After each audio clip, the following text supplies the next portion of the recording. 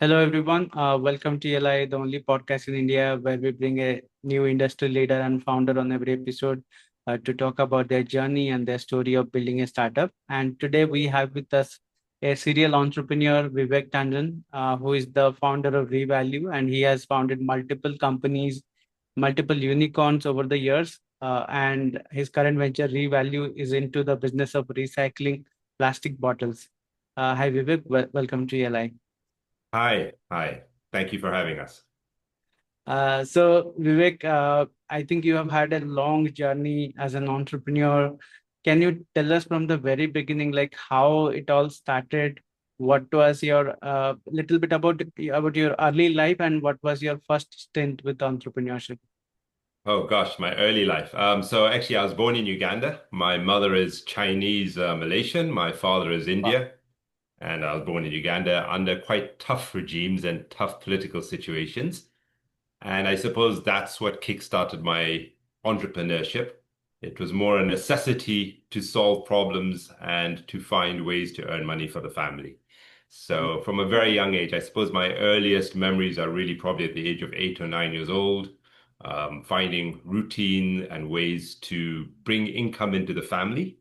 Mm-hmm. And then later on in my life, I went to boarding school up in Missouri in the Himalaya Mountains to a school there called Woodstock. And that was a school that I was sponsored to go to as a refugee. So my fees were all paid for. And then that school, they had a lot of high net worth and quite rich students and boarders. Mm-hmm. And they had demands that they could not achieve or get from the boarding school. So finding ways of buying them and selling them products that they desired was my first sort of entree into entrepreneurship at the age of about 10 or 11. And that sort of carried on through my life as I went on to university. It was always about where there was a problem, then there was an opportunity and a way to solve it and a way to become an entrepreneur. So really at a young age. Got it. In university, what kind of studies did you have? Like, what was your domain? In my cities, what was my domain? You mean what did I do as a Yeah, degree? yeah. So when I completed all my education at school, I went and did physics at Imperial in London. And then I carried on my physics degree, and physics was a bit too philosophical, I would say, too unpractical for me. So I then went in to do an engineering degree and a PhD in engineering in telecoms, where I much prefer the more practical aspects than the theoretical aspects. Mm-hmm. And how did your first venture start? Like when did you formally start thinking about building a company?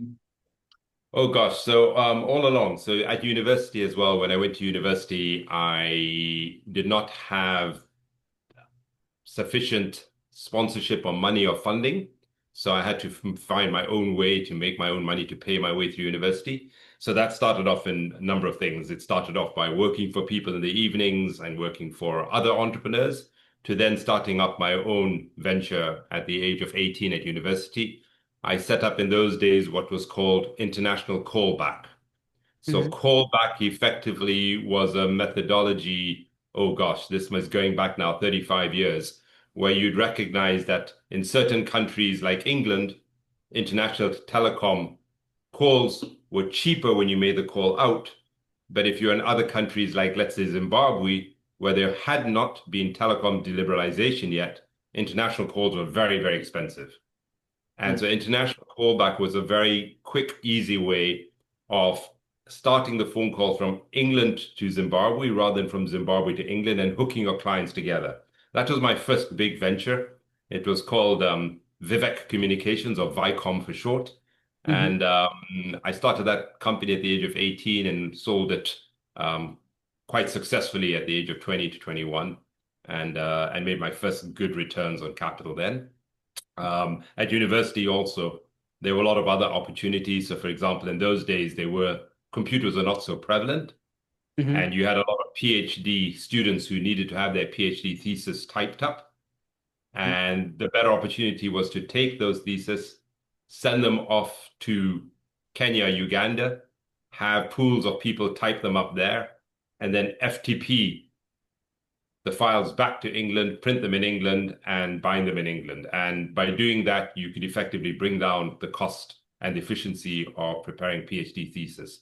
So there were a lot of quick entrepreneur, smaller projects that I worked on at a very young age to make ends meet. Got it.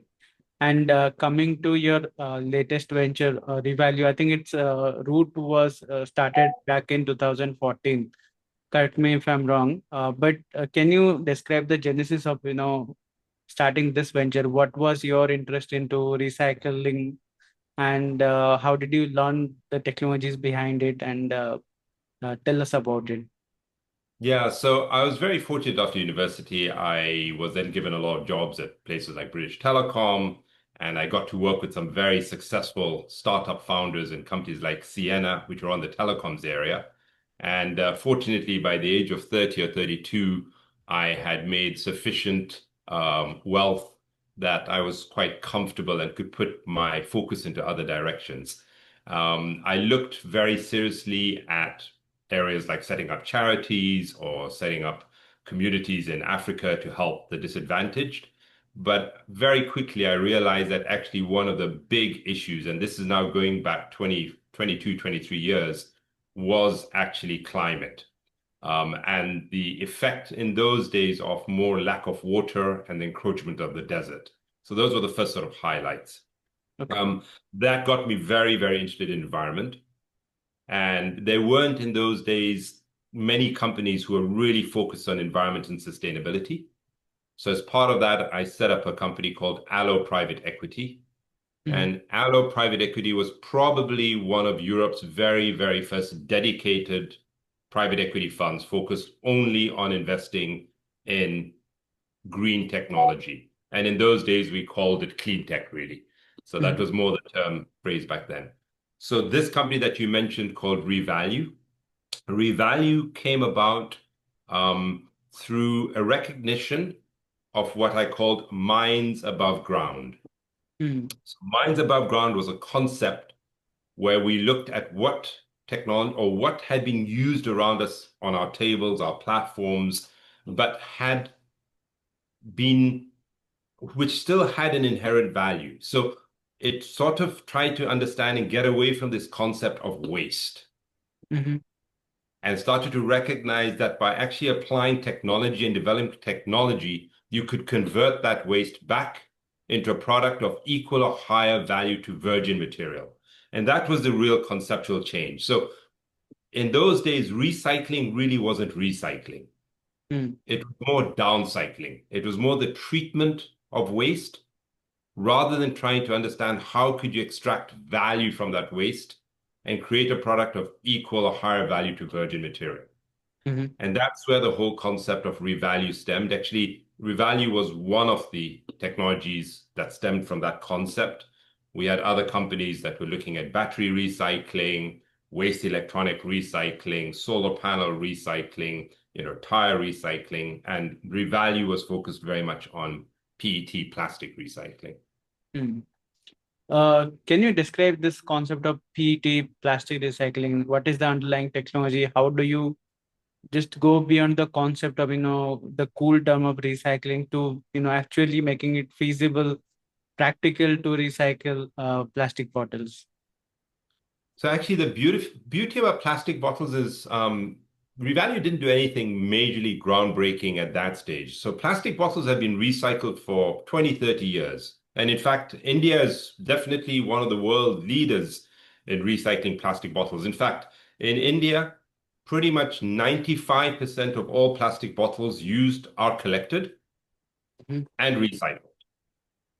But traditionally, going back again 15, 20 years, and even today, they're recycled into products that are very, very good, but either they are not used to directly replace what I would call virgin PET plastic, i.e., there's a slight reduction in the quality. Mhm. So they make slightly inferior products. Or if they are very high quality, they're too expensive. And the quantity and the consistency is not enough.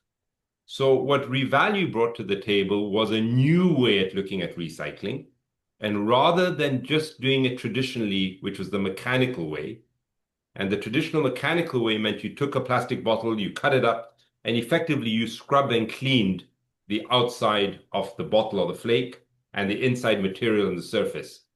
But you could not get the contamination that would get absorbed into the plastic, Mhm. right? So bacterias, sugar, color molecules, flavor molecules, barrier levels, all of those are additional contaminations that mechanical guys could not get rid of. What Revalyu did was we backed glycolysis, so glycol. And this is the beauty. The beauty about PET is it's a very pure form plastic. It is made by mixing two chemicals together, MEG and PTA, and the MEG is the glycol. So what we realized is that by reintroducing glycol, we could kickstart the process of the bottle effectively, the chemical reaction in the bottle, Mhm. reverse engineer it back to a molecule. And then once it was done at that sort of molecular level, we could clean out all the contamination and then reform it. Okay. And so in addition to keep getting the product equal in quality to virgin, because it's chemical, you could scale up much faster than mechanical. And once you scaled it, not only could you get the quality equal, but you could get the price also. So the price, quality, consistency, and everything came together.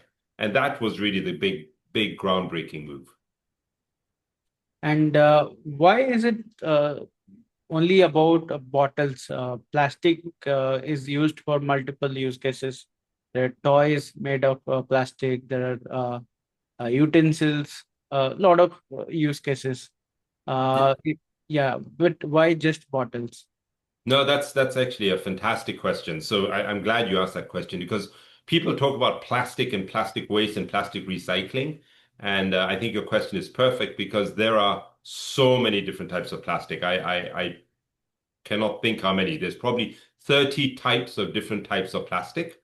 So plastic oil does come from oil, and it's a traditionally. However, what type of plastic you then make, it depends on the final chemicals that you mix together. And some, like polyester or PET, are pure plastics, and others are what you'd call more thermoforms, i.e., mixed. Mhm. I think you broke up there a little bit, Priya. You still Yeah, there? Okay. yeah. Yeah, so sometimes so you're right. So some of the toys, for example, a lot of the plastic that are used to make kids' toys might be more hard plastic, maybe more PVC based or HDPE based. They're not necessarily PET based. And for each type of different plastic you want to recycle, to get that optimization of price and quality, you really need to focus on that specific type of plastic. So you can't just use one technology to fit all if Mhm. you want to get the right price, right quality, right consistency. So for revalue, we really focused on polyester-based material. And from that perspective, it doesn't just have to be plastic bottles, by the way. So we can recycle anything polyester. We can recycle a t-shirt back into a t-shirt as long as it's made from polyester. We can recycle film, packaging, whatever the product is, as long as it's PET plastic. Mm, got it. I think your company has already recycled about 9 billion of PET bottles till date. Can you describe the logistic behind it? Like who collects these bottles? How does it get processed? How many manufacturing plants do you have? How does it work? Yeah. So actually, again, this is one of the beauties about India, as I mentioned. India has a fantastic collection system, right from businesses right through to, when a train pulls into the train station, there are people who collect the plastic. So the collection facility and the supply chain in India for used plastic bottles or indeed used polyester has been established over the last 15, 20 years. And it has continued to increase. And I would have to say, I do believe today India is the best in the world. And I keep on saying that and I keep on giving that message because it's very much something we should be proud of, that we are the world's best plastic collectors and recyclers. Um, So to come back from your next question, so our first plant that we built was, of course, small scale, and would just do, a few tons a day. Our major big first commercial plant, which is what you can see behind me on the videos on my background here. So this Mm. was our first sort of plant. This Okay. plant, this plant recycled approximately 30 to 40 tons per day, Mhm. which is about 3 to 3.5 million plastic bottles a day. Right next to this plant now, across the other side of the road, we built two new bigger plants. Each of those plants are capable of recycling approximately between 15 to 20 million plastic bottles a day. Wow. So in total, on this one site that we now have, we can recycle effectively 40 million plastic bottles a day, every day. And Interesting. that sounds a lot, but you'd be amazed in the global scheme, it's really, really, really a small amount. But we can come back to that later. Any challenges, big challenges that you have been facing so far while this is a very, very high frequency, high efficiency operation that you are running, and lot of different stakeholders involved. For example, people who collect waste material from houses, they are also involved. Then transporting that to your sites, that's also involved. So, any challenges that you have faced and you've been facing in this complete operation? Yeah, huge, huge. Oh my God, I could do an hour's interview with you on the number of challenges and the life journey we've. One day everybody says we'll have to write a book about this actually, but it comes right back to the original days. When you want to have a technology or a product, you need to get financing and you need to get investors. And I remember one of our very first meetings to go to an investor group to ask for money. And we stepped in the investor company and we said, we can recycle PET plastic bottles and polyester into 100% polyester clothing. Hmm. And the investor said to me, polyester? Nobody wears polyester. We all wear cotton. Who wants to invest in polyester? And that was, 15, 20 years ago when polyester clothing was considered not attractive. So the first challenge was always dealing with the skeptics. The Hmm. skeptics as to whether polyester was, in the first instance, something that people would want to wear, right through to, can you make a product that is equal quality, equal in value, and as cost effective as traditional polyester? Hmm. And then, the next questions were always about how you scale it up, how you take it further, how you grow it, how you get that efficiency, as you said.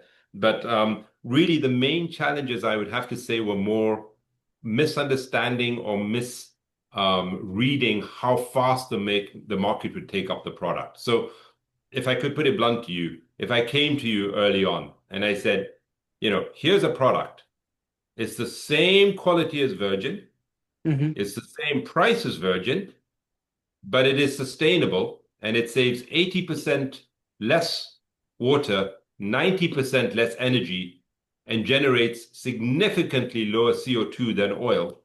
Would you like to buy it? Same quality, same price. You can't see the difference. It's a direct replacement. Your instinct would tell you, yes, that's a no-brainer. Why Hmm. would you not take up that product with sustainability? Right. But the reality of the market is very different. So whilst we had this technology and could sell the product from as early as 2000, 10, 11, 12, it really wasn't until about 2017, 18, 19 that the market demand really took off and you started to see the big brands embrace this technology, embrace the ability to replace, traditional virgin oil-based materials with sustainable, clean, green material. Hmm. But that took a long time. And I think for me, that was one of the biggest challenges at the time.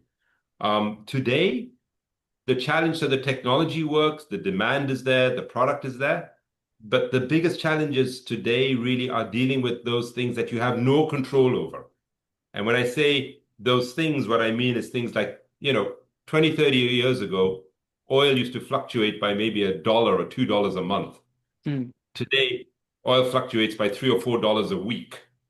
That impacts your chemicals that you buy, that impacts your supply chain, that impacts your sales, that impacts your transportation. Right. Again, you have political risks, currency risks. Those are the elements that are very, very, very challenging to control when you're running a big business focusing on margins, anywhere between 12 to 18% margins. That's a tough bit.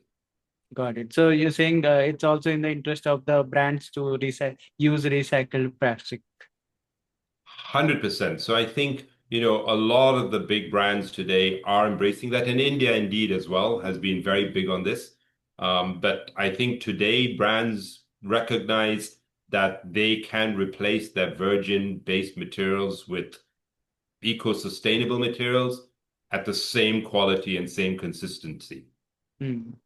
And even brands are also using recycle as a marketing gimmick to sell their products better. Every electronics company out there, they're using recycled covers, recycled materials in their phones and mobile laptops.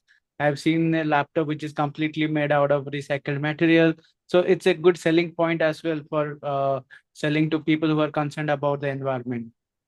So I think you used a good word there. You used gimmick. And I like that you use that. So what I would say is you are correct. If I went back to 2010, 11, 12, in this particular sector of PET, I would say a lot of the brands were doing it as a marketing and as a gimmick. I would say today that's definitely not the case. So the market, at least in polyester and clothing, has evolved.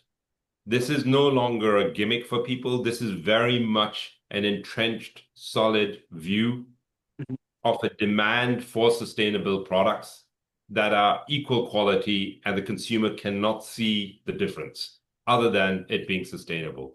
So I think one of the beauties of the industry and this whole sector of the last 15, 20 years is it has moved away from being, oh, skepticism. Can it really replace? Can it really be cost effective? To, okay, we'll try it because it's good marketing. To Mhm. now, today, this is mainstream business. This is how we want to run and operate our companies. This is very important for our brand. And the consumer also embraces it if they understand that the quality and the price is the same. So for me, that transition over the last 15, 20 years has been very apparent.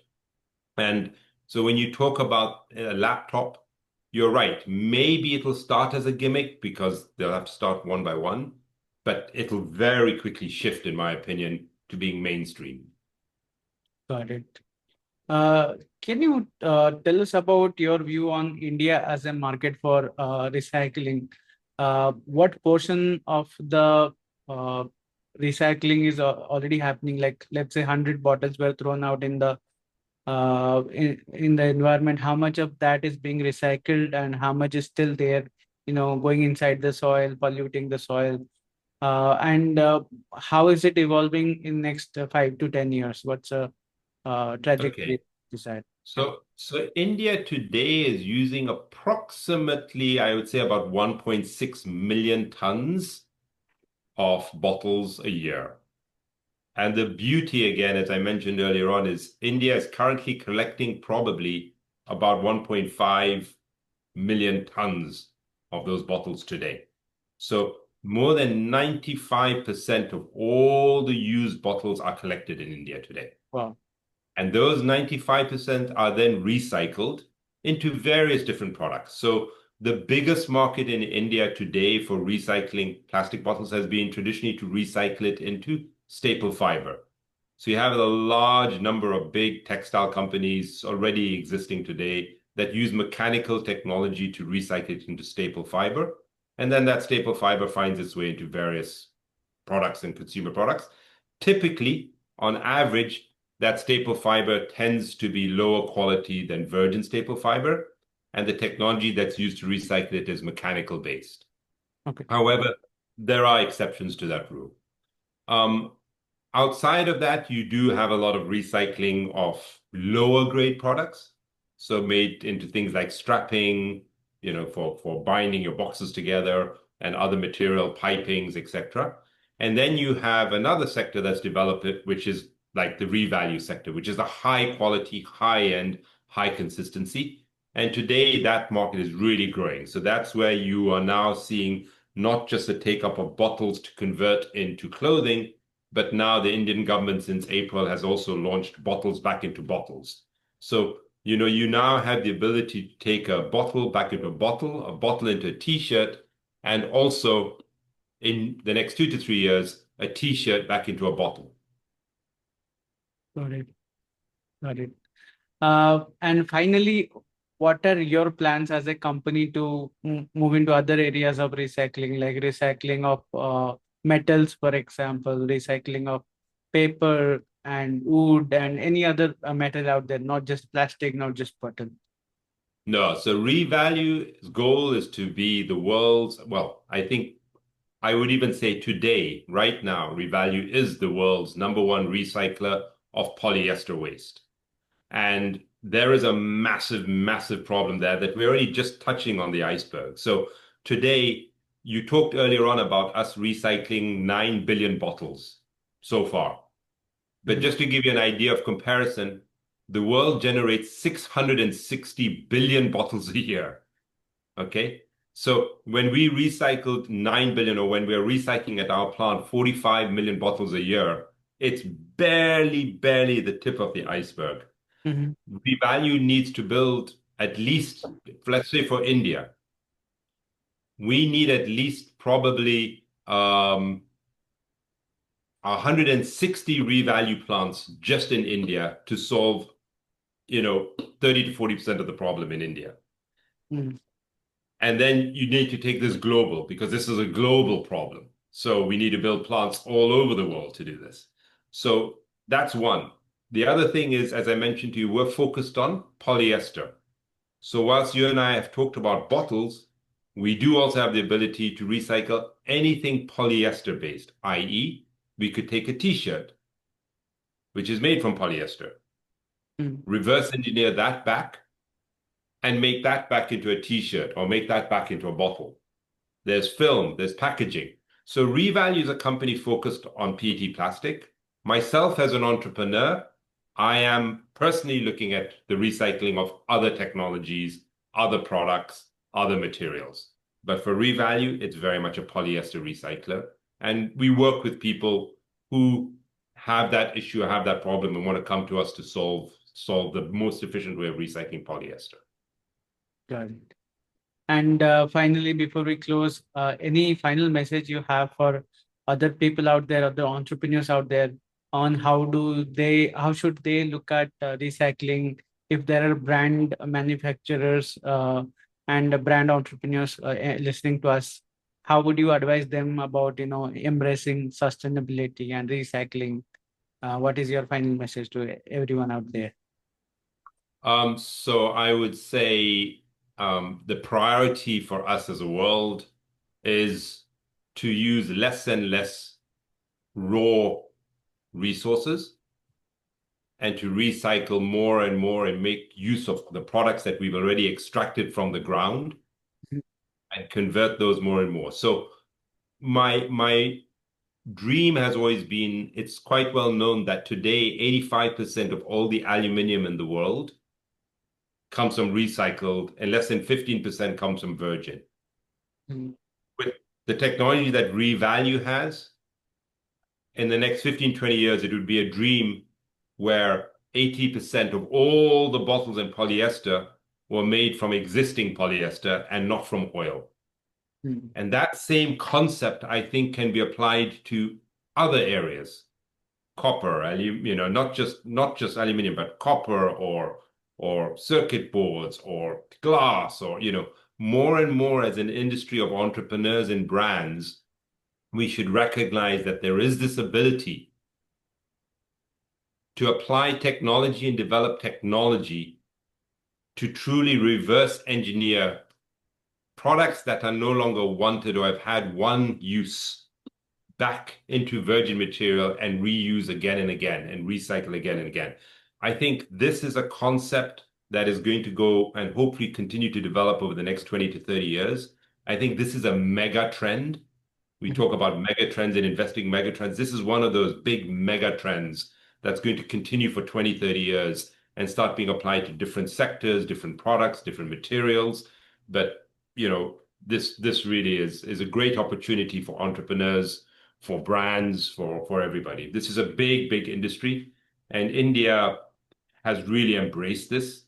and I feel can be and should be one of the leaders in the world to encourage this technology development and the supply chain. Absolutely.